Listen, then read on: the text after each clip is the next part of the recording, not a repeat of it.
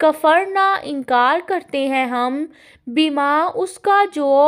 ارسلتم بھیجے گے تم بھی جس کے ساتھ وَإِنَّا اور بے شک ہم لفی شکن البتہ شک میں ہیں مما اس چیز سے جو تدعوننا تم بلاتے ہو ہمیں الیہ اس کی طرف مریبن جو بے چین کرنے والا ہے۔ ابن کثیر کہتے ہیں کہ چونکہ عاد اور سمود کے قصے تورات میں مذکور نہیں ہیں اس لیے بظاہر یہ اللہ تعالیٰ کا امت محمدیہ سے خطاب ہے۔ اللہ تعالیٰ نے قوم نوح، عاد اور سمود اور دیگر قوموں کے واقعات بیان کیے ہیں